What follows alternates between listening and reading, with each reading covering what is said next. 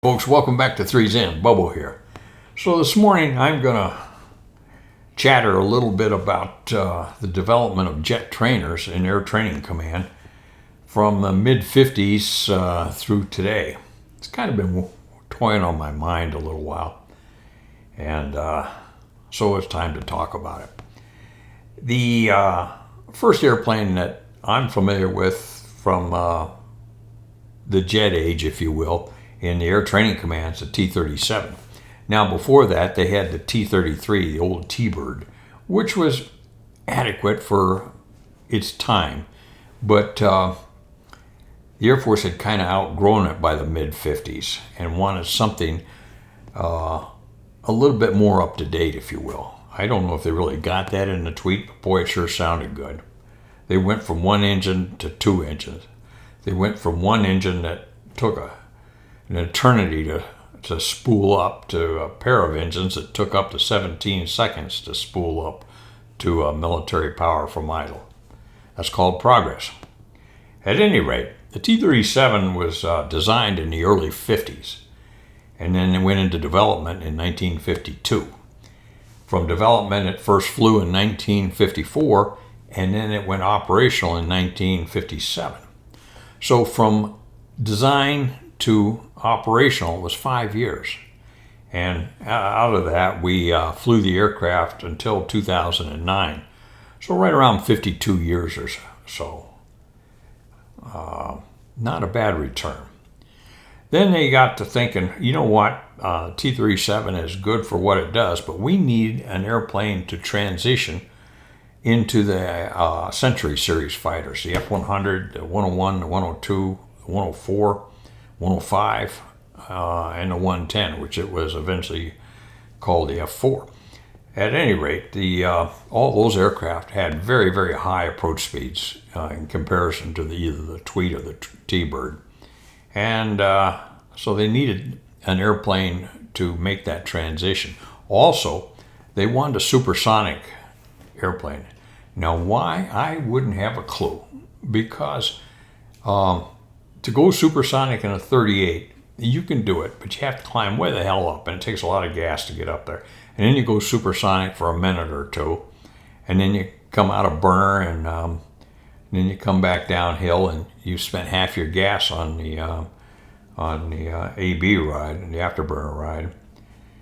And just to show a kid, yep, the airplane will go supersonic. Okay, but they presented it as a supersonic trainer, so they had to keep the supersonic mission in the syllabus to justify it. That's where we see politics starting to creep into the equation. Okay, I'll talk a little bit more about that here later on. So the T-38 was designed or conceived in the early 50s, probably 54, 55. And there's through a study in 56 that it really got off the ground. And then it first flew in 1959. After the first flight, it went operational in 1961. So from the first flight to operational, 2 years. And from design until operational, 5 years. Okay. Then in the late 70s, mid-70s, the T-37 was getting old, and they decided, we ought to think about a replacement. So they came up with the T-46. Wow. Now the T-46 program began in 1981. I was still at Randolph at that time in headquarters ATC safety. So I was on the peripheral of some of the discussions, but I wasn't really enamored with it. The contract was given to Fairchild Hiller, used to be Republic. They're all tied in together out on Long Island there. That was the company that developed the A-10, and as we know, the A-10 turned out to be a great aircraft. But they didn't know too much about designing and training aircraft, so they came up with this thing, the T-46. And it first flew in 1986 after the program began in 1981. And then it was canceled in 1987. When it was finally canceled, it had, I think, 7 critical review items that they just weren't able to resolve. So they got waivers on the damn thing to fly it out to Arizona and put it in the desert. So they spent, 6+ years designing this aircraft. They developed 3 of them for $100 million each, and then parked them out in the desert. Okay, and there were more. If you dive deeper into this, you'll find there were more politics that got into this to award the contract to that company out on Long Island. That's a story in and of itself, I suppose. Okay, so we still don't have a tweet replacement, and in 1990 they came up with another requirement for it. Well, it still existed. And they came up with the T6 Texan II. Now, that turned out to be a pretty good airplane from what I understand. It began conception, if you will, in 1990, and then it first flew in 1998, and again it went into service in 2000. So 2 years from the first flight to service. That's not too bad either. But that airplane from conception to operational use was about 10 years. Not bad at all. At that time, or during that time, we're talking about a replacement for the T-38. And we began to see issues with the T-38, specifically the longerons. We still had a problem with the speed of the airplane compared to the newer fighters coming on board. Now, in its time, the T-38 did a great job of training guys for the Century Series fighters. But now that we had the Gen 4 fighters coming on board, the F-15, the F-16, F-35, and F-22 now, which of course Gen 5, but anyway, as we saw those aircraft coming on, the Century Series going by the wayside, now the T-38 had the highest approach speed of anything we were flying almost, at 155 knots. I often wonder what it would be like flying an approach speed of 185 as the Thud did. God, that would have been fun. Anyway, I digress. So they decided they needed a trainer that wouldn't that'd be more compatible with the fighters that we're using today. And also the airplane was just getting tired. Parts were getting expensive to replace from just about anything. So they came up with the idea of the T7. And work on this began as early as 2003. In 2016, Boeing Saab was selected as the manufacturers, and it first flew in December 2016. Well, the 2 years from its first flight to becoming operational have come and gone. That would have been 2018. And we're a little bit past that now at 7 years. Or almost 9 years past that. And they're saying today that we probably won't have that on board operationally until 2026, maybe. Okay, what in the world? We're supposed to be getting smarter, aren't we? Why is it we can't design an airplane like they did in the 50s? Good question.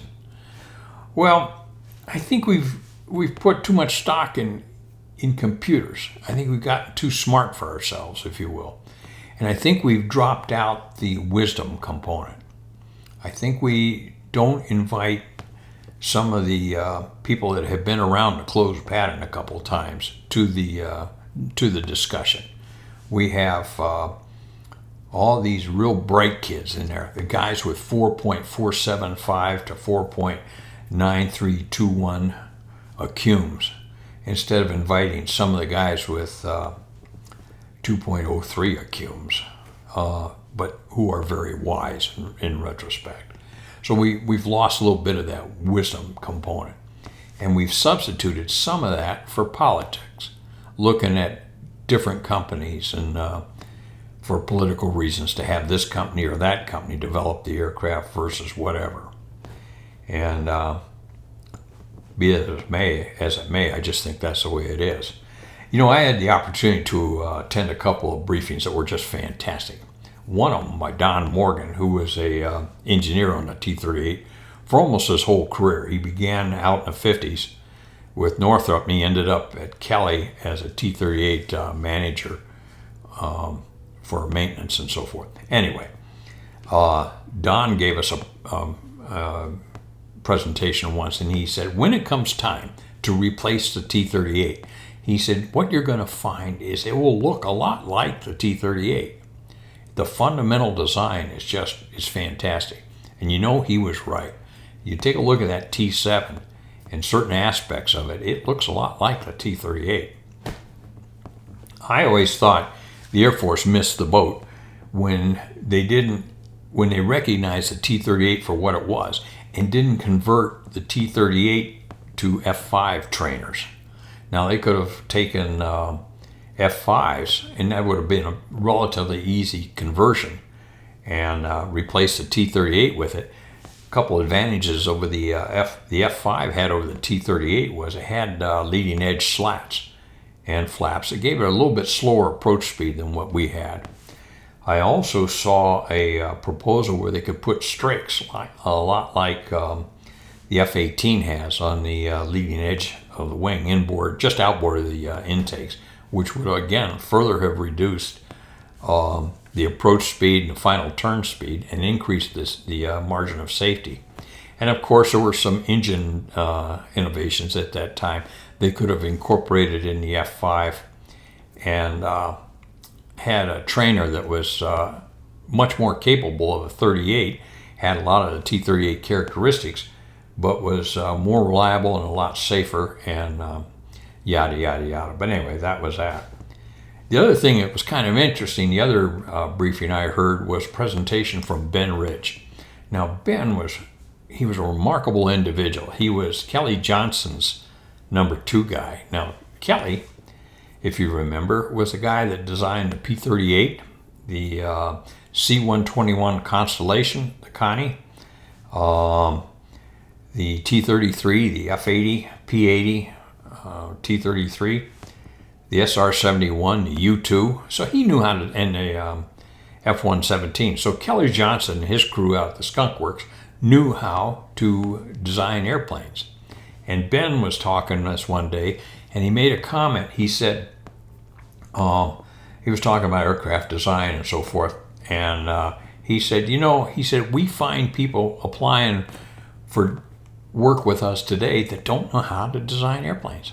He said, they're very good on computers. He said, they can kick my butt, but he said, they don't know how to design airplanes. And boy, that just stuck with me. Just something that simple. And of course, there was one guy at the end of the presentation who raised his hand. He said, well, Mr. Rich, that's all well and good, but how does one get hired with the Skunk Works? And Ben hesitated a moment, and he looked at him, and he said, well, I'll tell you. He said, if you're good, I'll hire you. So he would bring him in, talk to him a little bit, get a sense about what the kid was all about, and if you're good, I'll hire you. Just as simple as that. Now, this is a good place to digress for a moment, because there was a discussion, a part of that discussion, and it was fascinating. I never met Ben Rich, but I'll tell you what, I could have worked for him. He was my kind of a supervisor, manager, or commander, whatever you want to call him. He was talking about the development of the SR-71, and he said at one point they told Congress what they had, and they told them about painting it black, this, that, and the other, and for all the reasons they did. And they had this one U.S. congressman that wanted to know why the stars and stripes weren't painted on the airplane. And Ben kind of looked at him like, are you that stupid? Where we're flying it, we're flying at 80,000 feet and 3,000 miles an hour. We don't need to have the stars and stripes on it. Who's going to see it? Well, this congressman, I guess, was pretty high up in the pecking order. He demanded that the stars and stripes be put on the airplane. He had enough power to demand that. So they went out to the labs out there at Burbank, and he said, it took us a while to figure out how to do it. He said, it's like taking some paint, put it on a pie pan, put it in the oven, and turn it up to 3,000 degrees or something like that. He said, it took a while to get it. He said, but we finally did. And he said, now, when we fly that airplane over sensitive areas in the world, he said, the only thing they can see through their telescopes are the stars and stripes. He said, they can't see the airplane, but they can sure see them stars and stripes. And just brilliant. I'll tell you what, Ben, we haven't really come very far in that department either. But anyway, to get back to the topic at hand, the design and development of airplanes, I think we've really lost something by putting so much emphasis on knowledge and with a little smattering of politics mixed in. And we've turned our backs on wisdom. I really think that we need to, when we have discussions and so forth, bring in people that have been around the closed pattern a couple of times, have actually worked with students, have an understanding of what the users are going to need from the training command. And there's a balance. What can we produce, and then let the user commands take it from there. When you stop and think, it worked well from the 60s through the 90s, maybe even 2000. We had a great program in Air Training Command. This Air etc. I haven't quite figured that out. Air Education and Training Command. Does that mean those of us that just went through Training Command, Air Training Command, were shortchanged because we didn't get the education? Give me a break. Anyway, we produced 70, 80,000 pilots, if you will, and they had really no issues making the transformation from the T-37 to T-38 into the Century Series fighter and now into the newer Gen 4 and Gen 5 fighters. Yes, it would be easier, I get that, but there's only so much that we can do with what we have there. And anyway, I could go on with that, but that's not the point of it. The point is just to ask, riddle me this. When did we allow the wisdom of our nation to slip out of aircraft design? Just something to think about today. This is Bobo, feeling kind of like a curmudgeon, I suppose. Base gear, stop.